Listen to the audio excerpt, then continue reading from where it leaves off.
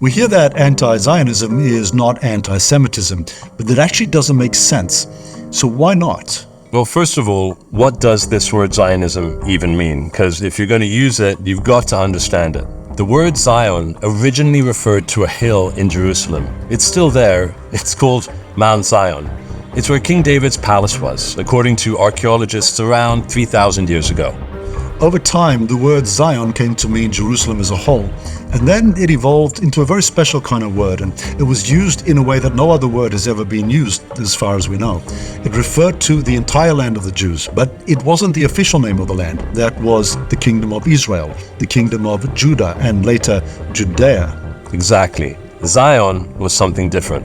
It's the spiritual name of the land. It speaks to the deep connection of the people to our sacred sites, to the seasons and the soil, and to the community, to our ancestors and our collective memory. It's a bit like the Native American concept of connectedness between the people, the land, and the divine. You may know the song by Boney M. By the rivers of Babylon, there we sat down. Yeah, we wept when we remembered Zion.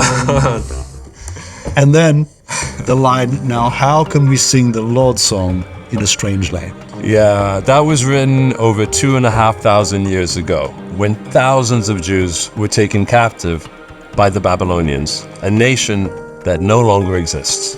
And the Jews did return to Zion. Thousands went back over the decades. Nearly 150 years later, the grandchildren and great-grandchildren of those original captives returned to Judea, to their Zion. Guys, this was more than 1,000 years before the Arabs arrived. From Arabia, in the land of the Jews, before they conquered and, yes, colonized Judea. The Jewish people were forced into exile a few times, including by the Romans and the Turkish or Ottoman Empire. And that is how the nation of Zion ended up living all around the world. If you're Jewish, your ancestors were likely among those people. And it's not unique to Jews.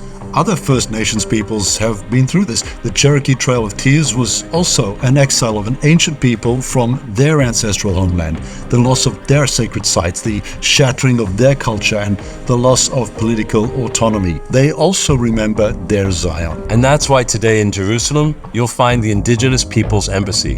It was started by leaders of First Nations peoples from all around the world to represent and advocate for all Indigenous people.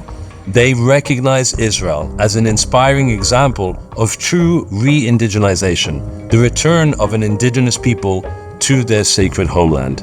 And that is what Zionism is all about.